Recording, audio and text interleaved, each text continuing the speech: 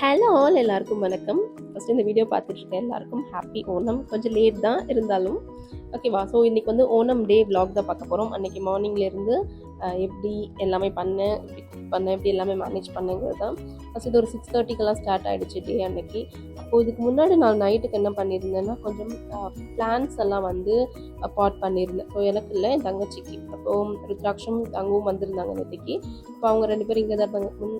இந்த வீடியோக்கு முன்னாடி நாள் ஈவினிங் எல்லாத்தையுமே இந்த பாட்டில் மாற்றிட்டு ஃபுல்லாக தண்ணியெல்லாம் எடுத்து வச்சுட்டு வச்சுருந்தோம் வெளியில். ஸோ இனி காலையில் ஆகிடுச்சு. இப்போ காலையில் வந்து இப்போ டாக்ஸ் எல்லாம் வந்து ஓப்பன் பண்ணி விடணும். அந்த டைமில் இது இங்கே இருந்துச்சுன்னா வந்து அவங்க கண்டிப்பாக ஃபுல்லாக விளையாடி நாசம் பண்ணிடுவாங்க. ஸோ அவங்கள ஓப்பன் பண்ணுறதுக்கு முன்னாடி இதெல்லாம் க்ளீன் பண்ணி உள்ளே வைக்கணும். அண்ட் இதில் வந்து என்னோடதும் பாதி இருக்குது, இந்த ஒயிட்டெல்லாம் என்னோடது.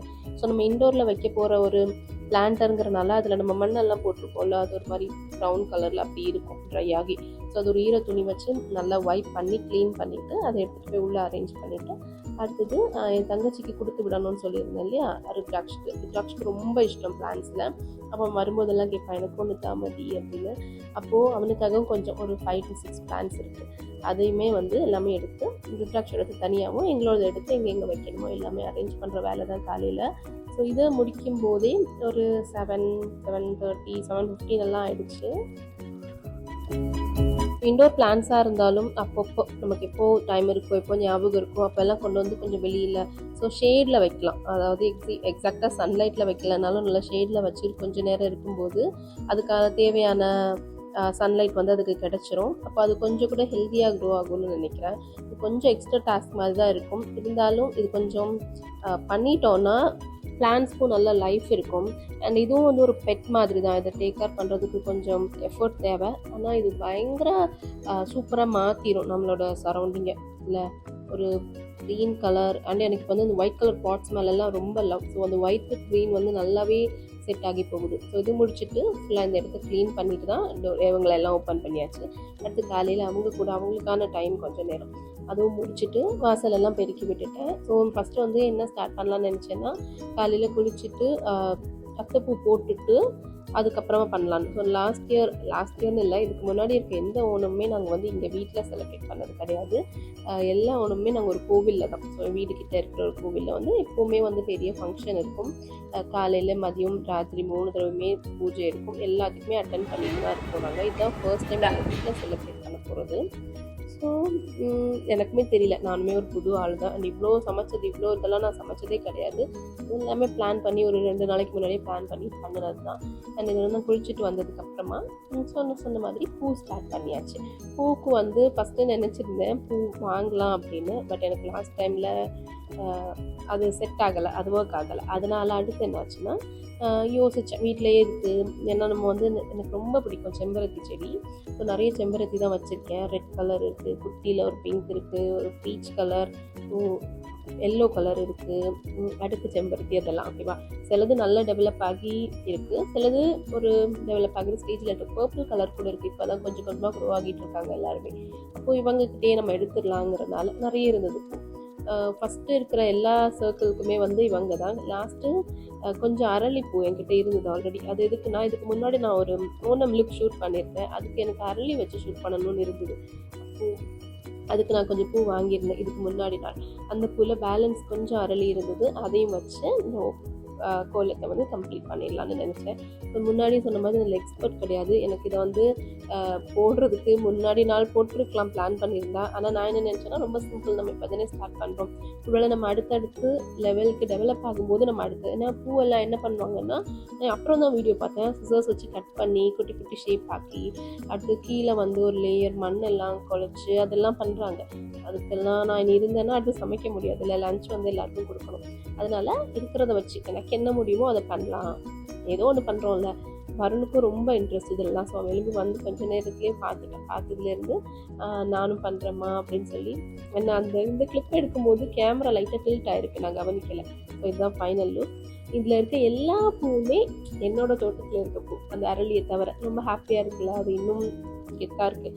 ஸோ என்ன நினச்சிக்கேன், அடுத்த ஓணத்துக்குள்ளே இன்னும் நல்ல பூவெல்லாம் வளர்த்து எல்லா கோலமுமே என்னோடய பூவிலே போடணும்னு நினைக்கிறேன். பார்ப்போம். அடுத்து குக்கிங் ஸ்டார்ட் பண்ணியாச்சு. இதில் என்ன ஆச்சுன்னா, ஸ்டார்ட் பண்ண வரைக்கும் தான் எனக்கு ஞாபகம் இருக்குது. ஒரு 9:30, 10 அதுக்கெல்லாம் ஸ்டார்ட் பண்ணியிருப்பேன். அடுத்து குக் பண்ணுற அந்த ஒரு வேகத்தில் நான் வந்து வீடியோ ரெக்கார்ட் பண்ணவே இல்லை கரெக்டாகவே. ஸோ எனக்கு எக்ஸாக்டாக எல்லாமே என்னால் ஷூட் பண்ண முடியல. அண்டு நான் வந்து பண்ணின அவ்வளோ ஒரு 3 ஹார்ஸ் ஆகிருக்கும். 1 o'clock கம்ப்ளீட் ஆச்சு. 12:45 வரைக்கும், 12:45 to 1 அவ்வளோ கிளிப் எடுத்திருந்தாலும் கஷ்டம். ஸோ இருந்தது வரைக்கும் எடுத்திருக்கேன். நான் எக்ஸ்பிளைன் பண்ணுறேன் என்னெல்லாம் பண்ணேன்னு. ஸோ இதுக்கு ஒரு நாளைக்கு முன்னாடியே நான் எல்லா பிளானுமே பண்ணிட்டேன். என்னென்ன குக் பண்ணணும், எப்படி பண்ணணும், ரெசிபியெல்லாம் ஒரு 2-3 டைம்ஸ் எல்லாத்துக்கும் தனித்தனியாக பார்த்து. ஏன்னா எனக்கு அவ்வளோ நான் குக்கிங்கில் எக்ஸ்பர்ட்லாம் கிடையாது. ஸோ உங்களுக்கு எந்த ரெசிபி வீடியோவும் இதில் வரப்போகிறது கிடையாது. பேசிக்காக நானே என்ன பார்த்து தான் பண்ணேன். எல்லாமே பார்த்து எல்லாம் ஞாபகம் வச்சுருக்கேன். அடுத்து என்னென்ன திங்ஸ் வேணும்னு எல்லாமே நோட்டீஸ் பண்ணியாச்சு. அடுத்தது அந்த திங்ஸை வாங்க போகணும். ஒரு நாளைக்கு வாங்கியாச்சு. வாங்கிட்டு இந்த டேக்கு முன்னாடி நாள் ஈவினிங்கே வந்து காய்கறி என்னெல்லாம் தேவையும், இப்போ வெங்காயம், கத்திரிக்காய் இதெல்லாம் கட் பண்ணி வைக்க முடியாது, தக்காளி, ஸோ அந்த மாதிரி கட் பண்ணி வைக்க முடியாதது தவிர கொஞ்சம் எல்லாமே சாம்பாருக்கு தேவையானது, அவியலுக்கு தேவையானது, கூட்டு கறி எல்லாத்துக்கும் தேவையான காய்கறி எல்லாத்தையுமே கட் பண்ணி ரெஃப்ரிஜரேட் பண்ணிட்டேன். அப்போது அது இன்னும் கொஞ்சம் ஹெல்ப் பண்ணுச்சு. செகண்ட் என்னென்னா, நமக்கு வந்து இந்த ஒரு இங்கே உள்ள குக்கிங்க்கு ஓகேவா, ஒரு Kerala style cooking, Marthandam style குக்கிங்னே வச்சுக்கலாம், எனக்கு தெரியல. இதுக்கு வந்து பேஸ் என்னன்னா தேங்காய் தான். இப்போ தமிழ்நாடு ஸ்டைலில் வந்து நமக்கு தக்காளி, வெங்காயம் இதெல்லாம் தானே பேஸ், அது ஒரு பேஸாக இருக்கும்ல. அதே மாதிரி வந்து கோகனட் தான். அப்போது தேங்காய், சீரகம், பச்சை மிளகாய் இதெல்லாம் வந்து ஒரு நிறைய பேட்ச் தேவைப்படும் எல்லாத்துக்குமே. அது தயிர் நிறைய தேவைப்பட்டுச்சு 2-3 பச்சடிக்கு. அடுத்தது எல்லாத்துக்குமே வந்து ஃபஸ்ட்டு காய்கறி தான், அதுக்கப்புறம் தான் தாளிச்சு கொட்டுற மாதிரி இருந்தது. ஸோ இதெல்லாம் முன்னாடியே பிளான் பண்ணனால ஈஸியாக இருந்தது.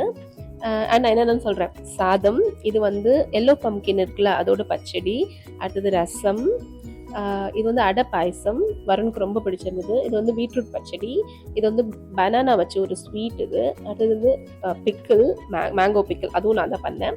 அடுத்தது பீன்ஸ் தோரன், இது வந்து பருப்பு கறி, ஸோ இது ரொம்ப ஃபேமஸ், கண்டிப்பாக இது இருக்கணும்.